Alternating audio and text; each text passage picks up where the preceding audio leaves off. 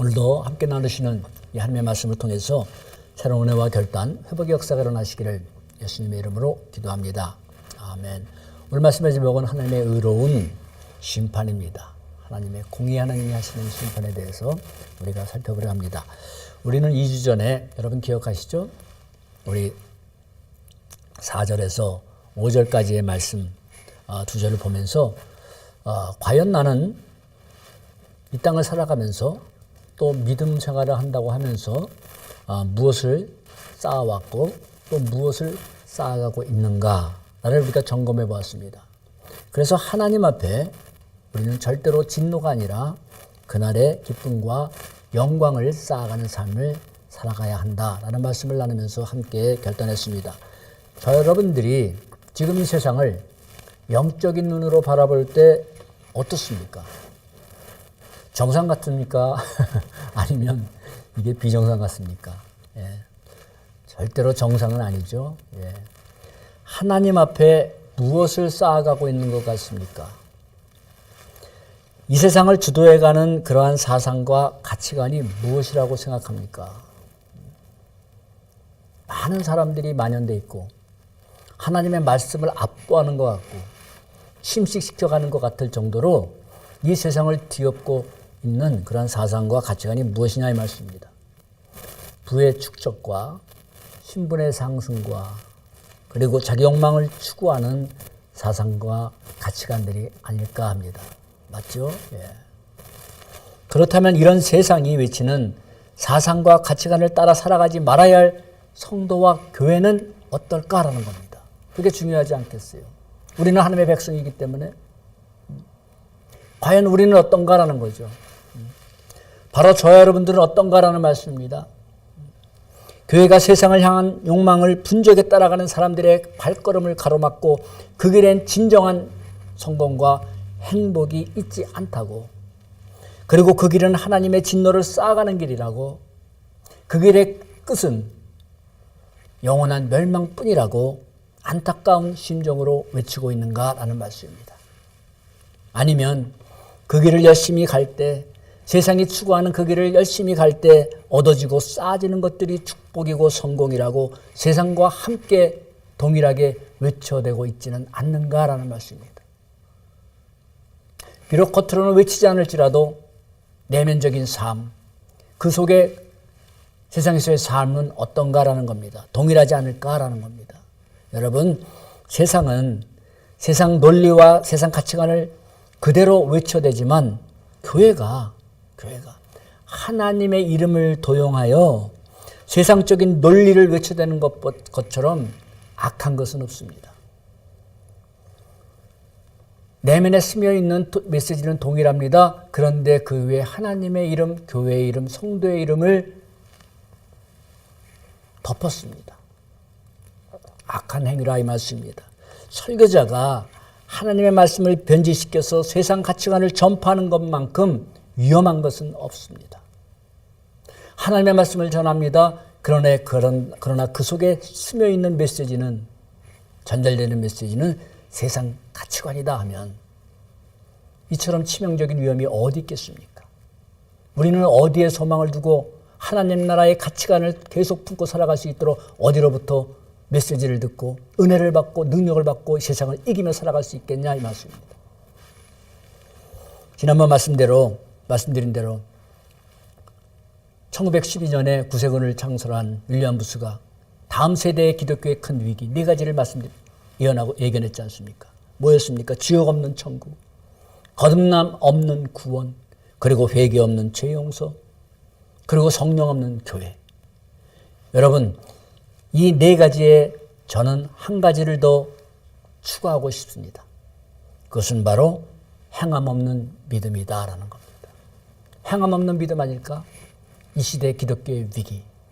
수많은 곳에서 믿음을 외치고 열렬하게 열정적인 모습들을 보이지만 과연 그 삶 가운데서 믿음의 행위, 바로 하나님의 말씀을 따라 나아가는 그 믿음의 행위가 과연 얼마나 있을까? 저에게도 묻고 여러분들에게 묻는 겁니다. 이것이 바로 이 현대 기독교의 큰 위기 중의 위기 아닐까라는 거죠. 오늘 말씀은 의로우신 하나님이 행하시는 심판의 원리와 심판의 보편성과 심판의 공정함에 대해서 기록되고 있습니다. 첫 번째로 여러분, 각 사람의 행위대로 심판하시는 것이 심판의 원리다라는 겁니다.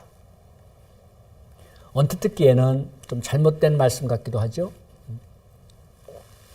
우리는 하나님을 믿는다 하면서도 행함이 없는 죽은 믿음을 절대로 믿음으로 착각하고 살아가지 말아야 됩니다.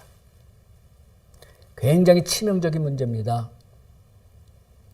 그 죽은 믿음의 결과는 믿지 않는 사람들과 동일하기 때문입니다. 그건 믿음이 아니기 때문이에요. 죽은 믿음이 무슨 믿음이겠어요? 에베소 2장 8절에 9절에 성경의 진리를 말씀하죠. 너희는 그 은혜에 일하여 믿음으로 말미암아 구원을 얻었으니 이것은 너에게 난 것이 아니요 하나님의 선물이라. 그러므로 행위로 난 것이 아니니 누구도 자랑하지 못하게 함이니라. 아멘. 맞습니다, 여러분. 우리의 은혜로 말미암아 우리는 구원을 받았습니다. 그러므로 우리는 자랑할 수가 없습니다. 행위로 말미암지 않은 것이라고 분명하게 말씀하고 있습니다. 하박국 선지자와 사도 바울과 히브리서 기자도 분명하게 동일하게 분명하게 증거합니다. 의인은 믿음으로 말미암아 살리라. 그렇다면 분명 구원은 믿음으로 말미암아 구원을 얻는데 이것은 변할 수 없는 성경이 증거하는 진리인데 그러나 6절 말씀을 뭐라고 말씀합니까? 하나님께서 각 사람에게 그 행한 대로 보응하시되 그 믿음대로 보응하시되 라고 하면 간단할 텐데 지금 행한 대로 보응하시되 행위를 말씀하고 있어요. 즉 인간이 행한 대로 하나님이 심판하시고 실행한다는 말씀입니다. 그렇다면 서로 성경 말씀이 서로 어긋나는 거 아닙니까? 서로 대치가 되고 맞지 않는 거 아닐까요?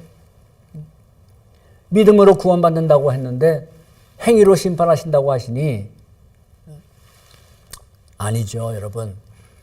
우리가 흔히 말하는 믿음과 성경이 증거하는 헤피스티스라는 그 믿음을 바로 알지 못하는 오해입니다.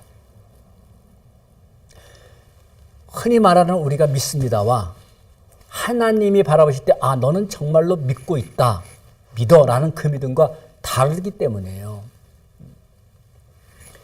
성경이 증거하고 있는 그 믿음은 여러분 보이는 겁니까? 보이지 않는 겁니까? 전에도 제가 여러 번 질문 드렸죠. 그리고 말씀드렸습니다. 우리의 믿음은 보이는 겁니까? 안 보이는 겁니까? 야고보 사도는 야고보서 2장 18절에 분명하게 증거합니다. 어떤 사람이 말하기를 너는 믿음이 있고 나는 행함이 있으니 행함이 없는 너의 믿음을 내게 보이라. 나는 행함으로 나의 믿음을 내게 보이리라. 아멘. 야고보 사도가 자기의 믿음을 어떻게 보인다고요? 행함으로 보여주리라. 행함이 없는 내 믿음 내가 어떻게 보겠느냐? 내가 뭘 보여주겠느냐? 나는 나의 믿음을 행함으로 보이리라. 내 안에 있는 그 믿음을 행함으로 보여주리라. 라고 증거하고 있습니다. 즉 눈에 보이는 행함으로 자신의 믿음을 보이겠다는 말씀이죠. 그러므로 여러분 믿음은 관념적이고 추상적인 것이 아니라 뭐예요? 실제 삶 속에서 보여지는 겁니다. 우리가 믿음하면 믿음 생활하면 믿음 생활이라고 말씀드리잖아요. 생활은 보여지는 겁니다. 안에 있는 내 믿음이 밖으로 표출되는 겁니다. 그것이 믿음 생활이잖아요. 즉 우리의 믿음은 행동으로 증거가 된다 이 말씀입니다. 믿음은 언제나 그 믿음에 따른 행동을 유발하기 때문이에요. 자, 아주 쉽게 예를 들겠습니다. 믿음은 행동을 유발합니다. 아주 쉽게 예를 들어서 제가 굉장히 지금 돈이 급합니다. 굉장히 급한데 누가 급한데 어떤 친구가 빌려줄 테니까 오라고 했다면 당장 그리로 갈 것입니다. 그런데 내가 빌려줄게, 내가 약속할게 그 말을 듣고도 그 친구한테 가지 않는다면 뭐예요? 내가 그 친구를 믿지 않기 때문이죠. 그 친구의 말을 못 믿을 때는 나의 행동은 그에게 갈 수가 없는 겁니다. 이스라엘 백성들이 애굽에서 나와서 하나님이 약속하신 가나안 땅을 향해 가는 그 광야길은 고통스럽고 힘들어도 감사와 희망으로 가야 할 길입니다. 그렇죠? 애굽에서 400년을 고생하다가 하나님이 주신 약속의 땅이 있는데 가는 과정에 힘든다 할지라도 우리는 분명한 목적지가 있고 약속이 보장되어 있으면 이겨낼 수 있다 이 말씀입니다. 힘들지만 감사하자. 오늘 힘들지만 희망을 갖자. 변함없는 하나님의 약속하신 땅이 있지 않냐. 그러나 그들은 어떻게 했습니까? 그들에게 있어서 광야길은 수많은 무덤들이 되고 말았습니다. 여러분, 이렇게 그 이유가 뭡니까? 왜 그들이 죽어야만 했는가? 여러분, 이스라엘 백성들이, 애굽에서 나온 이스라엘 백성들이 하나님을 믿지 않는 민족입니까? 만약에 그 당시에서 한 사람 한 사람 다 물어봤다면 다 여호와 하나님, 우리 하나님이라고 다 믿는다고 했을 거예요. 믿죠? 우리 조상들의 하나님 아닙니까? 아브라함의 하나님 아닙니까? 우리가 아브라함의 자손들 아닙니까? 하나님 믿습니다. 다 그랬을 겁니다. 그런데 왜 다 멸망당했습니까? 그것을 히브리서 기자는 히브리서 3장 19절에 분명하게 한 구절로 정의를 해주고 있어요. 저희가 믿지 아니함으로 능히 들어가지 못하였느니라. 믿지 않았기 때문에 가나안 땅에 들어가지 못했다. 그들은 다 믿습니다 했을 겁니다. 다만 힘들어서 불평하고 낙심하고 원망했습니다. 그리고 다시 애굽으로 돌아가자 하는 그런 불신앙의 모습들을 보였습니다. 여러분, 그들이 광야길을 가는 동안에 하나님 앞에 보인 행위는 뭐예요? 그냥 단순한 행위가 아니라 믿음의 행위가 아니었기 때문이에요. 믿음의 행위가 아니었기 때문이에요. 믿음이 아니었기 때문이에요. 그들은 하나님을 믿는다 했지만 정작 그들의 마음 가운데는 하나님이 성경이 증거하는 그 믿음이 없었기 때문이에요. 이렇게 우리가 여러분 하나님 앞에서 행하는 행위는 뭐예요? 곧 하나님을 믿는 믿음과 직결된다는 말씀이죠. 직결된다는 말씀이에요. 우리는 살아가면서 많은 믿음을 외치지만 우리의 삶의 모습과 우리의 행동에 대해서는 전혀 너무나 가볍게 여기고 살아가는 이런 모습들이 너무나 만연되어 있어요. 뭐 그런 것들은 청교도 때나 청교도 신앙을 가지고 그때나 지금은 그렇게 살면 망해요. 이런 세상적인 세상의 가치관들이 우리를 많이 덮고 있지 않습니까? 태초에 아담과 하와가 하나님께서 금하신 열매를 따먹은 것은 뭐라고요? 행위의 죄 이기 전에 창조주 하나님의 말씀에 대한 불신앙을 의미한다고 말씀드렸지 않습니까? 열매를 따먹는 행위는 단지 불신앙적인 마음, 즉 하나님의 말씀에 대한 믿음이 없는 그 마음, 그 마음에서 나온 눈에 보이는 현상일 뿐이다 이 말씀입니다. 그 결과 그들은 어떻게 됐어요? 영원한 생명을 잃었어요. 그 결과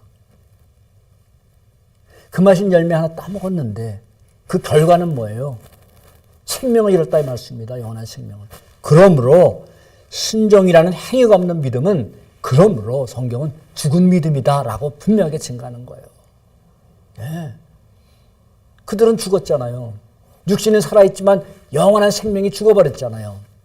그러므로 행위가 믿음의 행위가 없는 불신앙의 믿음은 그건 믿음이 아니다. 죽은 믿음이다 라고 증거하는 겁니다. 여러분, 이스라엘 백성들이 이해가 되지 않았을 때, 이해가 되지 않은 상황 가운데서도 여리고성을 7바퀴 돌라는 하나님의 말씀에 순종이라는 행동으로 옮겼을 때, 이스라엘 백성들이 물이 넘치는 그런 요단강에 발을 담그라는 하나님의 말씀을 믿음으로 발을 담그는 행위가 있었을 때 그들은 하나님의 은혜와 능력을 체험하지 않았습니까? 이런 것처럼 여러분, 우리도 아멘 믿습니다로만 끝나는 것이 아니라 아멘 한 대로 행동하는 삶 속에서 그의 믿음이, 저와 여러분들의 믿음이 증거되고 하나님의 은혜와 능력이 나타나는 줄 믿습니다. 아멘. 한 번도 믿음의 행위를 사용해보지 못하면 믿음의 능력을 체험해보지 못해요. 여러분, 믿음 생활을 10년, 20년, 30년을 하면서도, 아니 주님 앞에 서는 그날까지 하면서도 믿음을 수없이 말하고 수없이 들었는데 과연 하나님이 주신 나의 소유된 내게 주신 그 믿음의 능력이 어떤 것인지 한 번도 체험하고 살아가지 못하면, 그래서 내가 체험한 그 믿음을 한 번도 간증하지 못하고 살아간다면 얼마나 여러분 그 인생이 불쌍하겠습니까? 안타깝겠습니까? 그러므로 여러분, 우리가 믿음 생활을 하면서도 믿음의 능력을 체험하지 못하고 살아가는 것은 바로 뭐예요? 행함이 없는 죽은 믿음을 붙들고, 그것도 그냥 붙습니까? 믿습니다 하면서 굳게 붙들고 이루어질 줄 믿습니다 하며 살아가기 때문에요. 죽어있는 믿음 한번 힘들게 굳게 붙들어 봐야 뭐가 되겠습니까? 여러분, 썩은 동아줄을 갖다가 아무리 붙들고 있어 봐야 뭐 하겠어요? 더 이 동아줄이 나를 구원해 줄 줄 믿습니다고 잡아당기고 굳게 붙을수록 뭐예요? 그 동아줄은 끊어지는 거 아니겠습니까?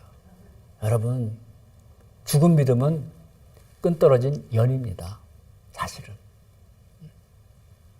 하나님의 컨트롤을 받고 내가 저리로 날아가고 싶어도 바람에 또 컨트롤을 받고 그러면서 높이 높이 날아가야 그게 연다운 연 아니겠습니까? 하나님의 잡아당길 때 내가 끌림을 받고 하나님이 또 놓으시고 저리로 가라 할 때 그쪽으로 또 우리가 가고 모든 이런 것들이 그래도 아무리 바람이 불어도 그 거는 방황은 없습니다. 주님이 우리의 연줄을 붙들고 있는 한. 그렇죠? 방황하는 것 같지만 그건 방황이 아니죠. 우리를 인도하시고 우리를 붙드시는 하나님의 섭리 속에서 늘 우리는 하나님의 뜻에 순응하며 살아가는 겁니다. 네, 여러분, 여러분들 끈떨어진 연 자유로울 것 같지만 그것은 어떻게 돼요? 결국에 가서는 아무도 모르는데 가서 추락입니다. 여러분, 그러므로 우리는 겉으로 보이는 종교적인 모습들을 통해서가 아니라 과연 나는 주님 앞에 어떤 삶의 모습을 하며 살아가고 있는가? 어떤 믿음의 행위를 하면서 살아가고 있는가? 그것이 우리의 믿음을 증거한다 이 말씀입니다. 아멘. 그래서 우리는 무엇을 점검해 봐요? 우리의 삶의 모습을 한번 점검해 봐야 돼요. 내 믿음은 과연 팔팔하게 살아있는 믿음인가? 아니면 겉만 번지르는데 생명력이 없는 죽은 믿음인가? 끈떨어진 연인가? 이는 하나님의 심판과 직결되는 매우 중요한 문제이기 때문이에요. 오늘 말씀이 증거하는 거잖아요. 그냥 우리 행위의 문제가 아니라 하나님의 심판과 직결된다 이 말씀입니다. 때때로 여러분, 가장 종교적으로 보이는 사람이 진정한 믿음과 거리가 멀 수가 있습니다. 진리와 무관할 수가 있습니다. 진정한 믿음을 소유한 사람은 그 믿음을 주신 분이 누구이며 그 믿음을 준 목적이 무엇이며 그 믿음의 목적지가 어디인지를 분명하게 깨닫고 살아가기 때문에 그 믿음을 주신 하나님 앞에서의 살아가는 모습과 행위 또한 이 세상이 목적인 사람들과는 다를 수밖에 없다 이 말씀입니다. 그렇지 않겠어요? 나에게 구원의 은혜를 주신 분이 누구지? 전능하신 하나님. 어떻게 주셨지? 성자 예수님이 나를 위해 십자가에서 못 박히시면서 죽으시고 부활하심으로 주셨지. 그렇다면 그 믿음을 준 목적은 무엇일까? 그 구원을 주신 목적은 무엇이지? 내가 그 구원을 주신 그 목적을 품고 살아갈 때 내 믿음의 목적지, 마지막 목적지, 거긴 어디지? 라는 것을 분명히 깨달을 때 하나님의 나라지. 이 땅이 아니라 하나님의 나라지. 믿음으로 인해서 내가 고난을 당하고 손해를 당하고 비방을 당하고 오해를 당해도 나는 이 땅이 목적지가 아니지. 라는 것을 분명히 깨달을 때 여러분, 삶의 모습 그 과정 또한 다를 수밖에 없지 않겠어요? 당연하지 않겠어요? 여러분, 기복신앙을 가진 사람들 보세요. 이 세상 가장 많이 만연된 게 기복신앙 아닙니까? 그들도 교회를 다니죠. 동일하게 하나님을 말하고 믿음을 말합니다. 그러나 삶의 방식과 행위가 어떻습니까? 하나님을 떠나 살아가는 세상 사람들과 동일하지 않습니까? 동일해요. 틀린 게 있다면 하나님을 믿지 않는다고 세상에서 살아가는 사람들과 틀린 점이 있다면 교회에 출석하는 것, 하나님을 말하는 것, 성경에 대해서 좀 더 알고 있는 것, 기도하는 모습을 할 수 있는 것, 헌금하는 것. 그러나 중요한 그 이면에 하나님이 보시는 삶의 중심, 마음의 중심, 무엇을 추구하고 살아가나요? 동일하다 이 말씀입니다. 그게 기복신앙이에요. 그러므로 기복신앙은 신앙도 아니에요. 그냥 비나이다 비나이다 하는 그 주문 위에 하나님의 이름만 하나님 비나이다. 주님의 그 존귀하신 이름만 올려놓고 말해요. 큰 죄악입니다. 여러분,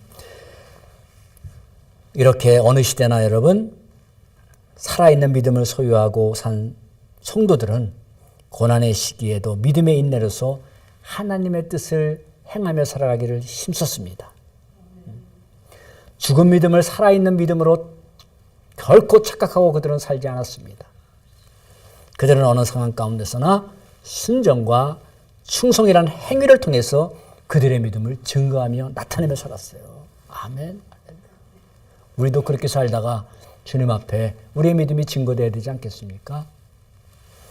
그들이 이 땅에서도 간절히 사모하고 구한 것은 잠시 있다가 사라질 썩어질 것들이 아니라 영원한 영광과 존귀게 되는 그날의 소망이었기 때문입니다.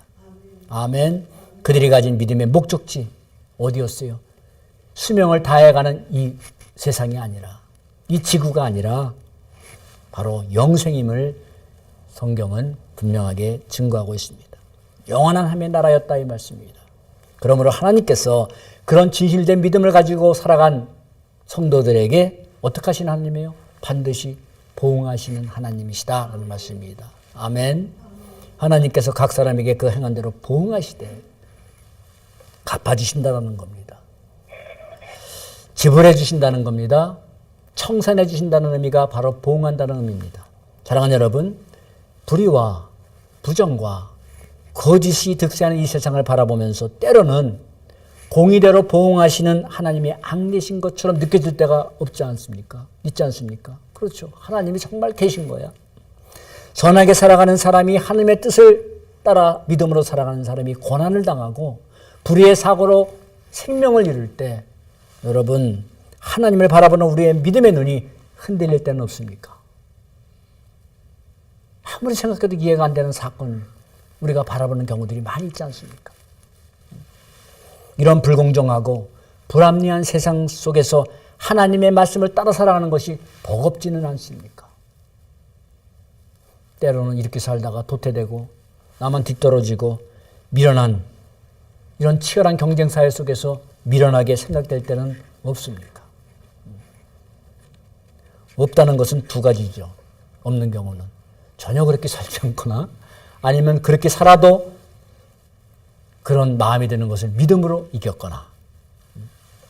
여러분, 이렇게 믿음을 말하면서도 우리가 믿음이 행위가 없는 이런 세상들을 우리가 정말 많이 살아가고 그것들이 우리의 모습이 되는 경우들이 얼마나 많이 있습니까? 그러나 이 죄악된 세상을 반드시 청산하시고 각 사람의 인생을 총결산하는 날은 이 땅에서가 아니라 의로운 재판장이 나타나시는 바로 그날입니다.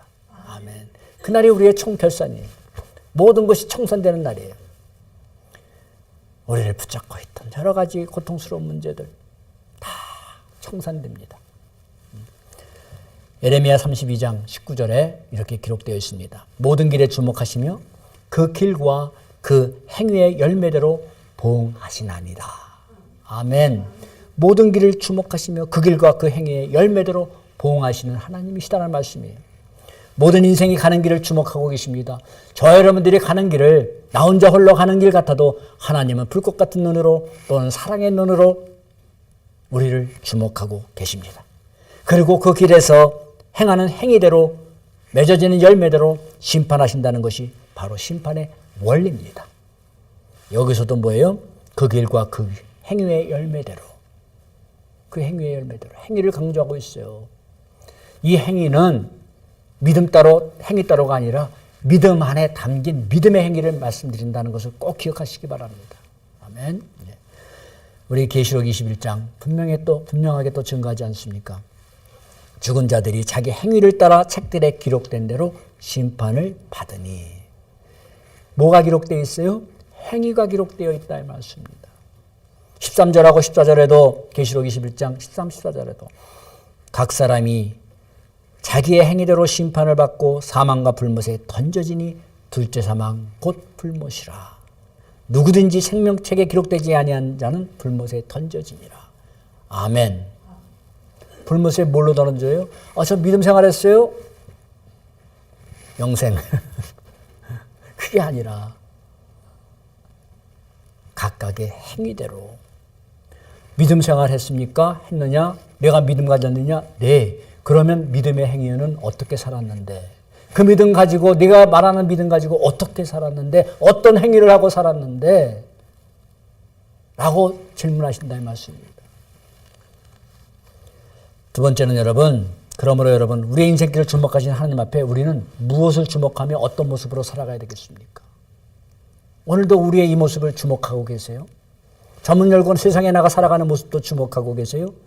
그리고 우리가 하는 모든 일 가운데, 말하는 모든 말 가운데, 행동 가운데 맺어지는 열매들을 하나님께서 행위대로 기록하고 계세요? 아시고 계세요? 그대로 보응하신다. 두렵지 않습니까? 그러나 또 우리가 좋은 그 길을 주목하시면서 갈 때 우리는 안전하며 또 위로받고 있지 않습니까? 내 길을 가는 길, 내가 혼자가 아니구나. 이 광야길에서도 남들이 다 몰라주고 비방을 해도 내가 하는 이 행위는 주님이 아시니 든든하지 않습니까? 때로는. 할렐루야. 두 번째 말씀하는 것은 심판의 보편성과 공정성에 대해서 말씀하고 있어요. 하나님의 심판은 누구도 예외 없이 공정하게 심판하신다라는 겁니다. 아멘. 그래야 공의 하나님 아니시겠어요? 9절 보시겠습니다. 악을 행하는 각 사람의 영에는 환난과 공고가 있으리라. 먼저는 유대인에게요, 그리고 헬라인에게며 선을 행하는 각 사람에게는 영광과 존귀와 평강이 있으리니 먼저는 유대인에게요, 그리고 헬라인에게라. 자, 유대인, 헬라인. 바로 이것은 자기들이 선민이라고 구원받았다고 찰떡같이 믿고 살아간 유대인들이나 이방인들 모두, 저와 여러분들 모두 지구의 상에 살아간, 역사상 살아간 모든 사람들 다 의미하는 겁니다. 다 누구도 예외 없이 심판하신다. 공정하게 심판하신다. 그래서 계속 나오는 말씀이 6절에도 각 사람에게, 9절에도 각 사람의 영에게, 10절에도 각 사람에게 라고 말씀합니다. 고린도후서 5장 10절에 우리가 반드시 그리스도의 심판대 앞에 드러나서 각각 선악간에 그 몸으로 행한 것을 따라 받으려 함이라. 아멘. 각각 선악간에 그 몸으로 행한 것, 행위입니다. 그것에 따라 하나님의 심판을 받는다라는 겁니다. 계시록 22장 12절 보라 내가 속히 오리니 내가 줄 상이 내게 있어 각 사람에게 그가 행한 대로 갚아주리라. 아멘. 여러분 성경이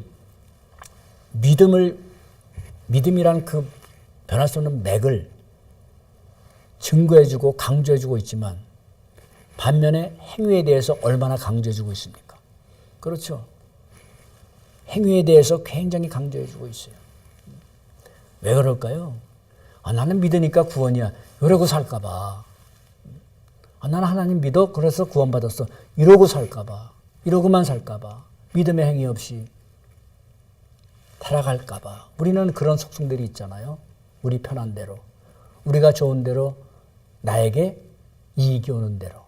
우리는 한쪽으로 치우치는 경향들이 우리는 다 있지 않습니까? 예. 그래서 이렇게 하나님의 심판이 각 사람대로라는 것처럼 각각 개인적이면서 모든 사람에게 임하는 보편적인 심판이다라는 것을 의미해주고 있습니다. 각각 그러나 누구도 예 없이 모두. 나아가 반드시 그리스도의 심판 앞에 서리니 말씀합니다. 계시록에 보라 내가 속히 오리니 바로 심판의 필요성과 진실성, 반드시 속히 오리니 심판의 긴급성. 이게 주님의 심판에 담긴 그러한 의미입니다. 이렇게 여러분 성경이 분명하게 증거하고 진실되고 필연적으로 긴급한 메시지 임에도 불구하고 오늘날 그날의 메시지, 심판의 메시지는 무시당하고 있지 않습니까? 무시당하는 시대예요. 그날이 아니라 오늘 막연하게 여겨지는 하나님의 나라가 아니라 오늘 이 순간도 눈에 보이는 현실의 세상을 향한 가치관과 사고방식들이 각 사람에게 필연적으로 속히 임할 하나님의 경고를 예만하게 만들고 그 엄중한 하나님의 경고를 잠식시키고 있다 이 말씀입니다. 그러나 여러분, 아무리 세상이 하나님의 경고를 무시하고 조롱한다 할지라도 그날의 심판을 향해 가는 하나님의 시간은 잠시도 멈춰진 적이 없다는 사실을 우리가 분명하게 알아야 됩니다. 세상이 뭐라 해도 그날을 향해 가는 하나님의 시간은 계속 진행되고 있다 이 말씀입니다. 하나님의 말씀이 그대로 실행되면 결코 세상이 잠식시킬 수 있는 것도 아니고 압도할 수 있는 것도 아니고 그처럼 보이지만 반드시 실행되는 하나님의 공이라 이 말씀입니다. 아멘. 한번 죽는 것은 사람에게 정하신 것이요 그 후에는 심판이 있으리니 이 말씀대로 각자에게 내려진 사망 신고가 폐기된 적이 없다 이 말씀입니다. 한 번 죽는 것은 사람에게 정하신 것이다. 저 여러분들에게 내려진 사망 신고 결코 폐기된 적이 없습니다. 사라진 적이 없습니다. 그 후에 있을 심판도 사라진 적이 없습니다. 분명하게 깨닫고 우리가 살아가야 되지 않겠습니까? 요한복음 5장 40절은 그 시대만이 아니라 오늘날 시대, 주님이 오시는 그날까지의 시대의 모습을 한마디로 이렇게 증거해주고 있는 것 같습니다. 그러나 너희가 영생을 얻기 위하여 내게 오기를 원하지 아니하노라. 영생을 얻기 위하여 내게 오기를 원하지 않는다 이 말씀입니다. 못 들어서가 아니라 우리의 마음들이 세상 정욕으로 인하여 주님께 나오기를 원하지 않는다는 말씀입니다. 바로 이런 모습이 진노의 심판을 향해 질주하는 이 세상의 불신앙적인 모습 아니겠습니까? 바로 이런 모습이 믿음을 말하면서도 믿음의 행위가 없는 오늘날 우리의 모습이 아니겠습니까? 그것이 주님 앞에 나아가기를 원하지 않는 거 아닙니까? 우리의 말은 주님 앞에 나아갑니다. 주님 가까이 나아가기를 원합니다. 그러나 우리의 발걸음과 우리의 삶의 방향은 오히려 주님과 멀어져서 주님께 나아가지 않는 모습, 이 모습을 주님은 말씀하시고 계시지 않습니까? 여러분, 인간의 역사는 인간의 지혜와 노력으로 더 완전한 세상, 더 행복한 세상을 만들려고 발버둥치는 역사라고 말할 수 있을 겁니다. 그렇죠? 인간의 역사는 유토피아를 만들자는 역사 아닙니까? 더 발전하고 더 진보해서 더 완전한 세상, 더 행복한 세상 만들자. 이것이 세상의 구호 아니에요? 또한 이것이 여러분 우리 각자마다 인생들마다 힘들게 써가는 개인 인생 역사 아니겠습니까? 더 행복하게 살자. 더 좀 잘 살자. 편하게 살자. 하면서 발버둥 치면서 애쓰고 수고하는 그것이 우리 인생 역사 아니겠습니까? 세상에 누가 더 못 살자. 뭐 이러고 살아가는 게 어디 있겠습니까? 더 부족함 없이 살자. 그러나 인간 역사의 모든 것을 청산하시고 보응하시는 그날을 무시한 채 살아가는 그 어떤 인간의 노력과 수고의 결과, 세상이 지금 말해주고 있지 않습니까? 필연적인 재앙과 불행이었음을 성경만이 아니라 인간의 역사가 증명하고 있습니다. 그리고 마침내 그날에 분명하게 우리가 보게 될 것이며 체험하게 될 것입니다. 아멘. 야, 인간이 그토록 잘 살자, 편안하게 살자, 행복을 해서 질주했지만 결과가 무엇인가? 내가 그토록 내 인생을 더 행복하고 더 좀 완전하게 안전한 울타리를 치고 더 안전하게 살고 완전하게 살고 행복하게 살자, 성공적으로 살자고 살아왔던 인생의 마지막 역사가 끝날 때 그 결과를 볼 때 그 결과를 분명하게 누구도 예외 없이 체험하게 될 것이라는 말씀이에요. 저도 그렇고요. 여러분, 우리는 지금 모두가 영적, 육적으로 힘든 시대를 살아가고 있습니다. 그리고 지금 세계 곳곳에서 탄식과 아우성일 뿐입니다. 마치 오늘 우리가 살아가는 세상이 우리를 향하여 고통하는 지금의 나를 보라고 탄식하고 있는 것 같지 않습니까? 지금 세상이 말을 할 수 있다면 우리 인생들을 향하여 나를 좀 봐라. 이 고통해가고 수명이 다해가는 나를 좀 봐라. 라고 탄식하고 외칠 겁니다. 여러분, 태초에 하나님이 창조하신 그 완전하고 아름다운 세상은 죄로 타락한 이후에 이제는 거의 유효기간을 다해가고 있는 것 같지 않습니까? 이제 지구의 유효기간이 다 끝나가는 것 같아요. 그리고 11절은 이렇게 증거합니다. 하나님께서는 외모로 사람을 취하지 아니하신다. 아멘. 이는 심판의 공정성이죠. 세상은 사람을 상대들을 상대할 때 그가 가진 권세와 부와 명예와 그런 것을 따라 달라집니다. 그렇죠? 판단이 달라져요. 대우가 달라져요. 그러나 하나님은 외형이 아니라 마음의 중심을 보시는 공의로우신 하나님이시다라는 말씀입니다. 그 누구도 피할 수 없는 그날에 하나님이 말씀이 그대로 이루어지는 진리임이 분명하게 드러날 것입니다. 아, 정말 하나님은 공의로우시구나. 세상은 나를 천대하고 박대하고 별 알아주지도 않았는데 하나님은 나를 귀히 여기시고 외적인 모습을 보지 아니하시고 내가 진정한 믿음을 가지고 있던 삶의 내면을 다 들여다보시고 나를 보응하여 주시는구나. 할렐루야. 아멘. 그런 하나님의 인정을 받는 저와 여러분들 모두가 되기를 축복합니다. 아멘. 말씀을 이제 좀 맺으려 합니다. 성경은 이 땅에서의 모든 행위를 결산한 그날 두 부류와 두 결과 외에는 증거하지 않고 있죠. 예. 알곡과 쭉정이, 양인가 염소인가, 반석 위에 지은 집과 모래 위에 지은 집, 좋은 물고기와 나쁜 물고기, 오른편과 왼편, 천국과 지옥, 그리고 죄가 왕노릇하는 사망의 왕국과 우리 주 예수 그리스도의 의로 말미암은 영생의 왕국. 딱 두 부류입니다. 그 외에는 없습니다. 이는 바로 7절에 참고 선을 행하여 영광과 정기와 썩지 아니함을 구하는 자들이 얻게 되는 영원한 안식이라는 영생과 8절에 당을 지어 진리를 따르지 아니하고 불의를 따르는 자들에게 임하는 하나님의 진노와 분노라는 멸망 두 가지뿐입니다. 여러분. 이제 눈으로 보이는 모든 것들과 보이지 않는 모든 것들을 밝히 드러내시고 우리가 행하던 모든 일들을 청산하고 계산할 그날이 다가오고 있습니다. 전 우주적인 그날만이 아니라 우리에게는 개인적인 그날이 있지 않습니까? 개인적으로 청산할 그날이 오지 않겠습니까? 여러분, 저희 직장에 외국 사람인데 친척 중에 얼마 전에 코로나로 죽었답니다. 나이가 55세입니다. 젊은 나이 아닙니까? 55세면. 개인적인 그날이 누구도 계획할 수 없는 날에 올 수 있다는 말씀입니다. 외모로 판단하시지 아니하시는 하나님 앞에 우리는 어떤 모습, 어떤 행위를 하고 살아가야 되겠습니까? 하나님은 죄로 망가진 이 세상을 이대로 계속 방치하시는 하나님이 아니십니다. 아멘. 마귀가 언제까지 세상에서 왕노릇하도록 허용하는 하나님이 아니십니다. 아멘. 악과 불의가 언제까지 득세하도록 내버려 두시는 하나님이 아니십니다. 아멘. 믿음의 행함이 없는 진정한 믿음 가지고 영원한 안식인 영생으로 돌아가는 저와 여러분들이 되어야 하지 않겠습니까? 아멘.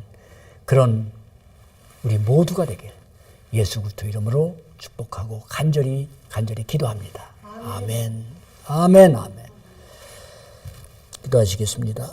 주님을 믿는 우리의 삶의 모습, 순간순간 행하는 우리의 행위는 어떤지 두려운 마음으로 돌아보는 시간 되게 하여 주옵소서. 어제라는 시간들 속에서 그리고 오늘 그리고 내일 우리가 행한 행위들을 깨닫고 그 행위들을 우리가 점검하게 하여 주시고 어떤 행위를 맺을까 결단하게 하여 주셔서 이제는 믿음의 인내로 선하신 하나님의 뜻을 행하며 그날의 영광과 존귀를 바라보면서 오늘을 순종과 충성이 담긴 진정한 믿음으로 살아가게 하여 주시옵소서. 예수 그리스도 이름으로 기도드리옵나이다. 아멘. 아멘. 비바람이 불어도 찬양합니다.